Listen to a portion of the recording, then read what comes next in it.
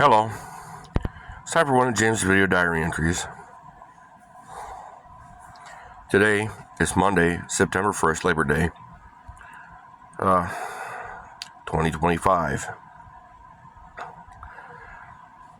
I'm grateful. I'm having a lot of progress in my life. I've managed to pay off my bad credit card. I've managed to pay off my signature loan. Now I've got overpaid Social Security. I have a little bit of money I owe to the place I work, and I got some to my cousin, which honestly is like almost $9,000 in total. 2 years ago, I was at $16,000 and sinking. I'm grateful for my progress. I'm grateful for this channel, for the subscribers and the commenters that help me. I'm getting a great deal of help. I'm grateful. I've got money in my pocket again, and I'm really grateful for that. 2 years ago, when I started the winter there, I was praying that God just take my life. And I'm grateful He hasn't let me rage quit. I don't know why I keep experiencing the vicissitudes I keep doing. I keep dealing with narcissistic people who don't understand that their actions have consequences. I'm trying to fix that. I'm trying to take my power back. I'm sure I'll succeed. I succeeded in most things. Like when I go after girls, they tend to, at the very end, well, now you've shown me through your actions who and what you truly are. Which inexorably leads me to the conclusion, I don't want to deal with that. I mean, really, do I want to deal with someone who's going to make me the bad guy for their actions? For the boss who says, I have my intentions? Yeah, your intentions were great. The problem with your issue, why you're not getting the results you want, is because at time of task completion, your instructions are completely different than your intentions. Like when I tried to get the first girl I tried after my baby mama. I got convicted of stalking her. And yeah, that was my fault. I should have just said, hey, you're not going to do it. I am walking away from you. Doesn't matter what you do to me. Doesn't matter how badly you do dumb shit. It's just over. I learned that one the hard way. I did it her way and I got kicked. I tried to get her to take me back through the sexual lexicon. And the worst thing I thought could happen did happen. I became a hardened and angry person. I can give love. I just don't know how to receive it. I'm not real good at receiving it. I'm good at receiving help when I literally have no better choice. However, when I ask for it and it doesn't come, I'm like, after 2 months, 2 weeks, 2 months, 2 years. At 2 years, man, it's like, it's not coming. Well, this is the last resort. And why the fuck didn't you do this the other 70 weeks I was here? Why is it so damned important at week 70 when it wasn't important at week 35, week 30? You had time? Yeah, well, I don't have time. This is my life. And I can't have people who are unserious, who don't understand the concept of accountability. This isn't DEI. This isn't a union thing that, this person, so you get to do it. So I turned down an $11 million opportunity for Dennis Schramm about 15 years ago to operate a shop. I mean, that'd have been almost $3,000 a week, maybe more, depending on my success. And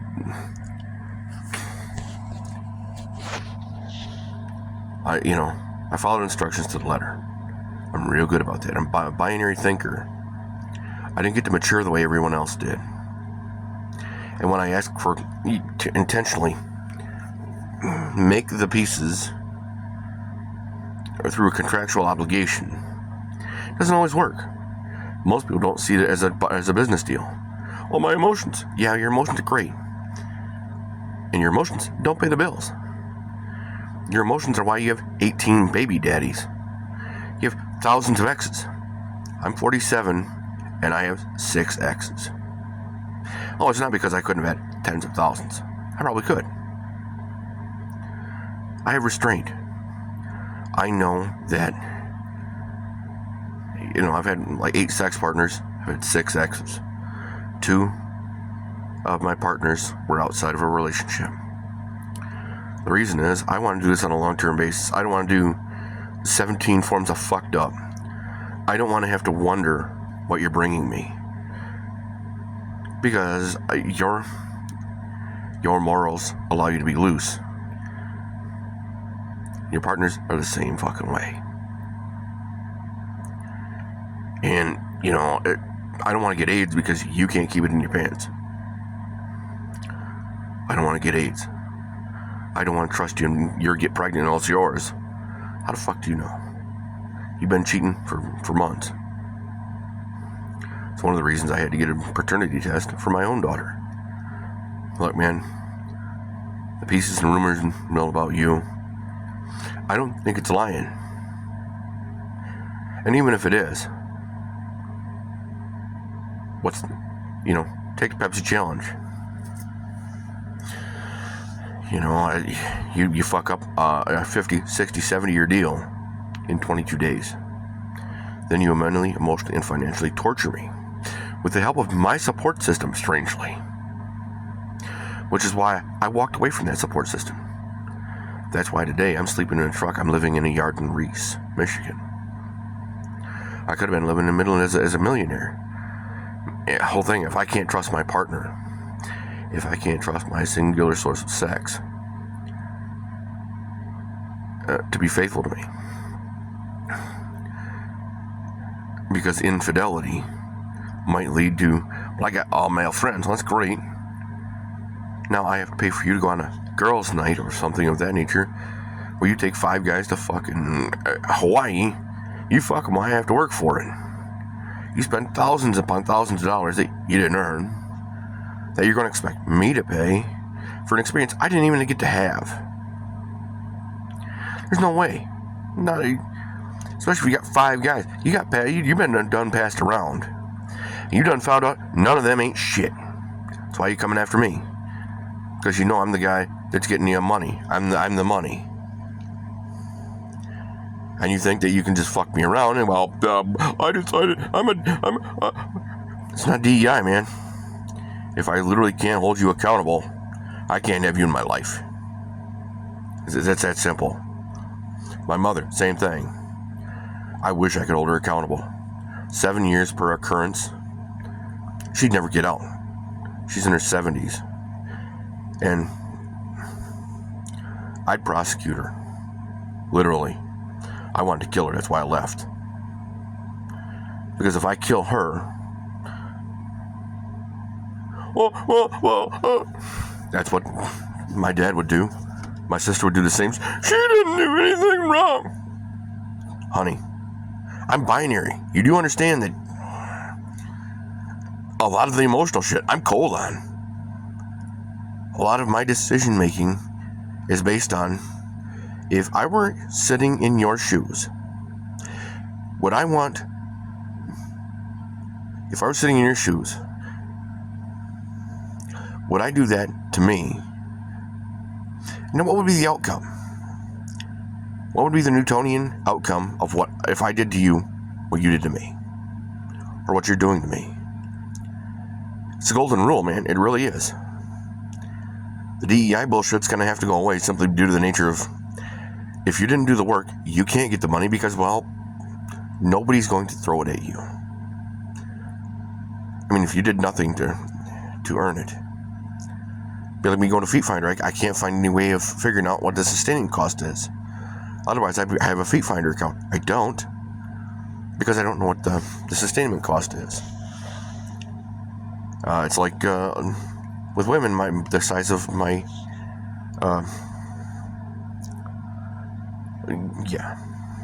You know what I'm talking about? It's very engaging. Now, when I was young and thought, I could get, based on the size, and, I could get one and that was all it would be, if you can look at my hands are humongous for my size. And yeah, I had almost 3 handholds. Plus. And that went away just because I don't use it. I can't use it. I'm not incentivized to use it. I don't get what I need when I need it. And when I ask, it's like how do you say that?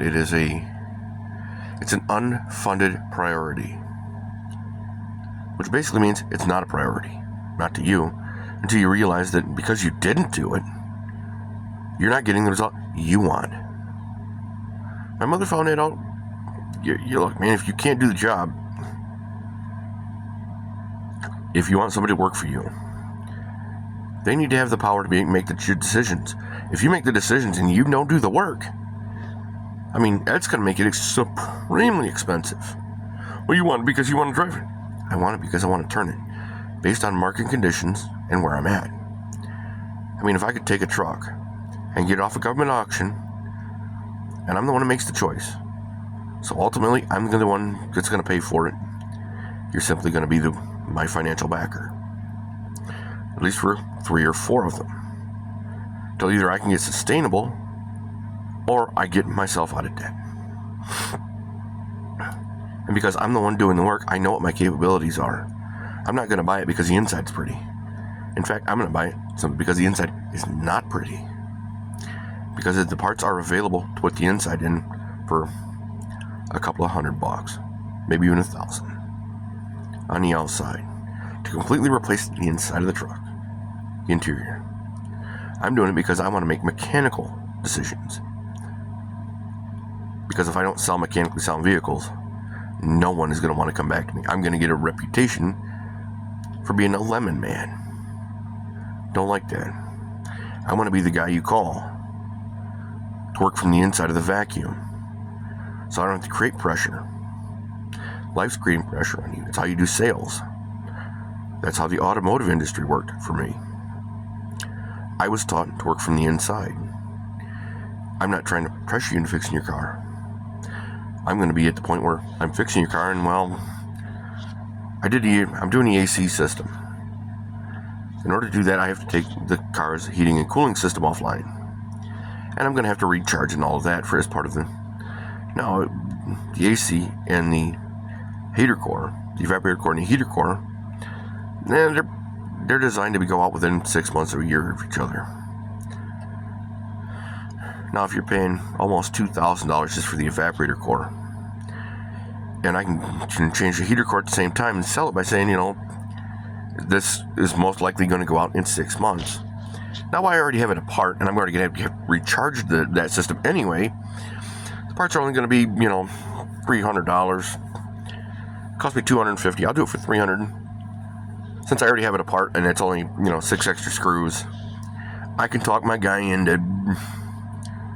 I can talk the man doing the work into doing it for an extra $25-$30, plus the cost of parts, and I'm on to do you a service because I don't want to have to come back and have to, in 6 months to a year, charge you another $2,500 when you're already going to pay $1,800, $19,000, $2,000 for what I'm already going to do. Since I'm already here, and it's only going to be an extra payment, or maybe 2 extra payments. You want to do that? I mean, I recommend it. I'm not going to tell you you have to. I'm just going to say that if I were me, I would do it just because I know enough to know that 2 extra payments is nothing for the peace of mind that it's going to be. To say, I've got this done. The dash is not going to come out of this vehicle for forever. Once I get it in, I got 6 more years before it has to be done again. And in 6 years, I won't have this vehicle. You won't have the vehicle. So, I'm trying to save you $1,800 bucks. Which At that point, you've all but sold it. It's like doing a wheel bearing. Hey, you want me to do the brakes too? I'm already that far in. I might as well. I'm already going to have the stuff apart. I can just put new parts in rather than replace with the parts you have. I can just buy new ones for rotor being, what, $40? 40, 50 bucks. All you do is pay for the, you pay me for the parts and an extra 20, 30 bucks. That way, the guy doing the work, he and I can get a beer. We can get a 6-pack out of the deal. And, you know, if you're doing that,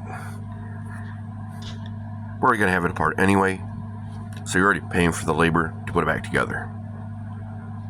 If you just pay for us to put new parts in rather than put the parts you already have in, you know what I mean?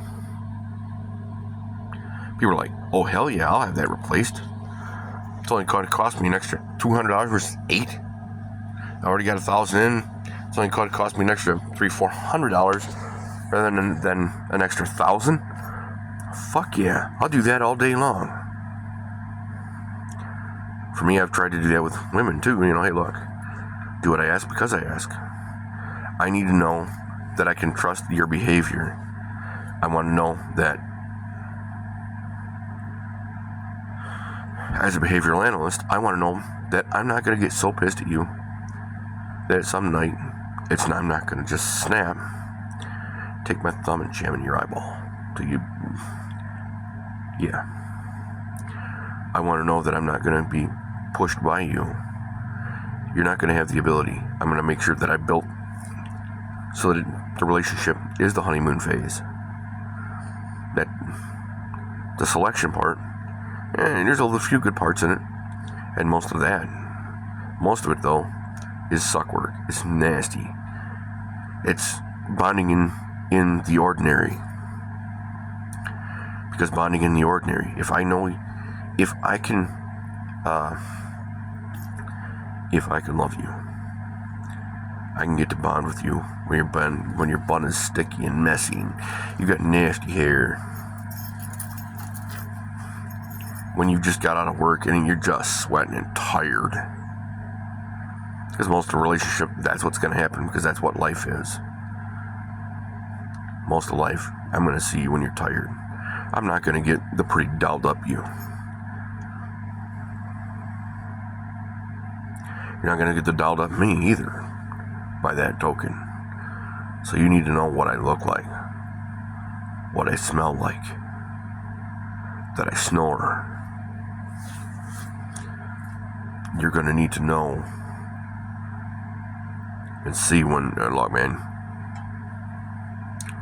I know well enough to leave this one for a little bit because I don't want to push. Because if I push too hard, I'm going to get what I earned. You are going to lash out at me, and you'll probably enjoy it in the moment, and you'll regret it later. Same thing for me. I don't want to push you in a position where, right, exactly, that way I can give and receive love. And I know how to do it. I can give love all day long. And I receive taciturn, platonic love and help from everyone, including you guys. The sexual stuff I can't get. Everybody gets it this way. I didn't get it that way. I never got the training to be able to give and receive love.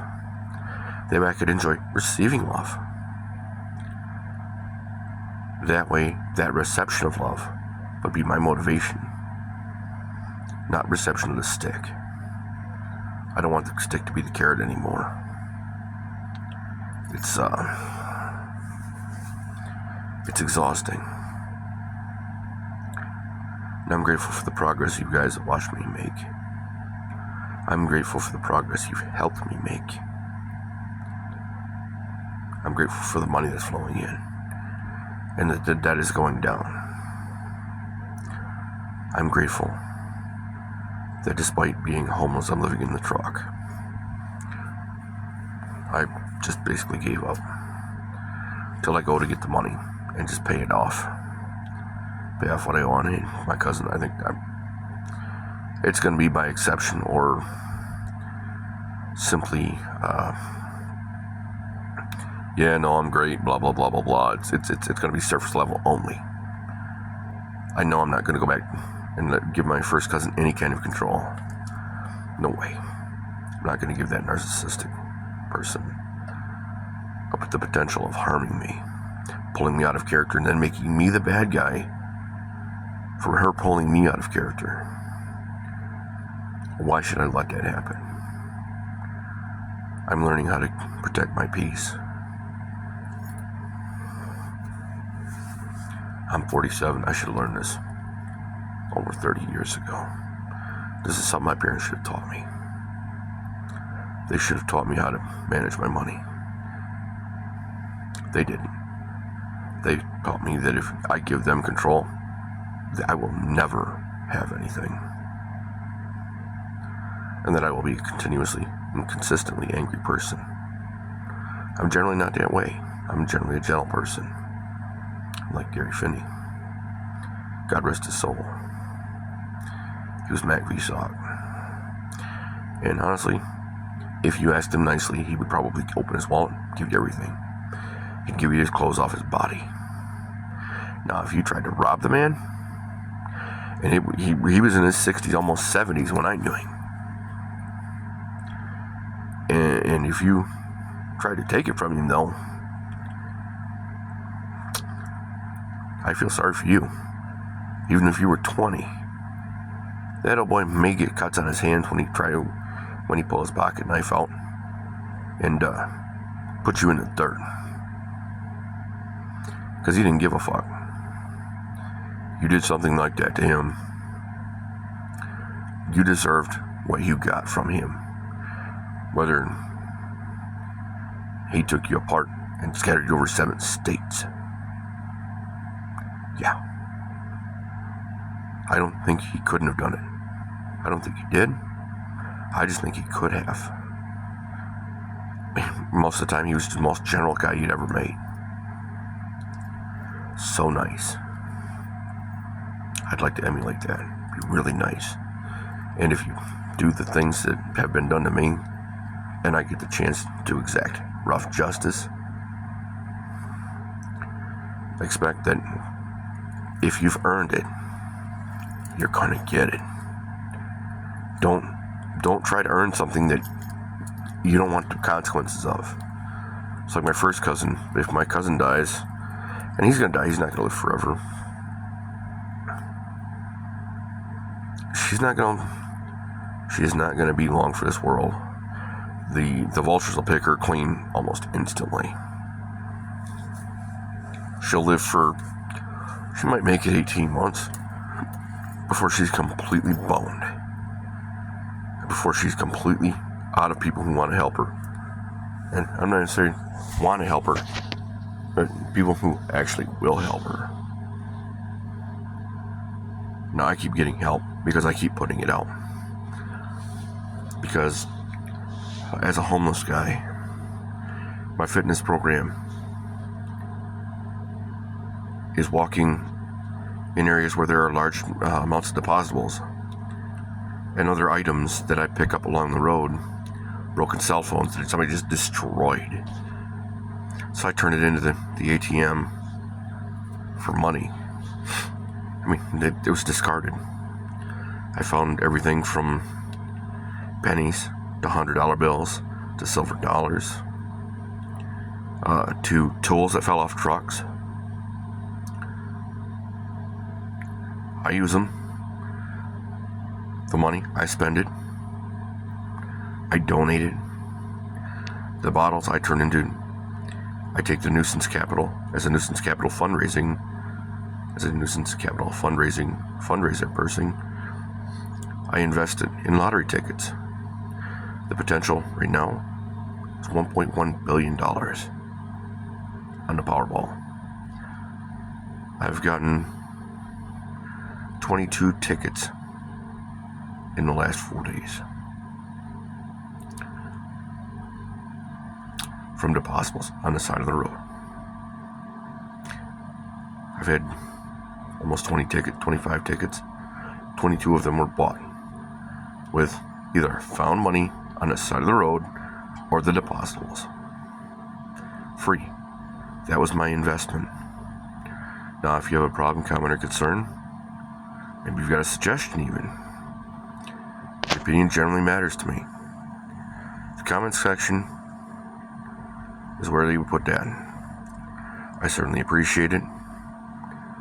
I thank you, and I'm grateful for your watching, subscribing, commenting, lurking. Because these are ears. These are not taxi doors. These hands are my resume. I don't have a degree. I don't have certain quals just because people didn't fill out the paperwork. It's not because I don't have the skill. It's not because I didn't train and pay for it. It's because, like Dana Malone Sr. didn't put... Some of the women I've been around, well, after I've literally exhausted making you try to do it my way, I'll do it your way. But at that point, do I really want you? Kinda no. Because of the behavior, I'm not going to deal with behavior. Well, I thought you didn't listen. Realize this person is very different for that very reason. I wish you all a good day, and I'm grateful for you being here. Have a good one.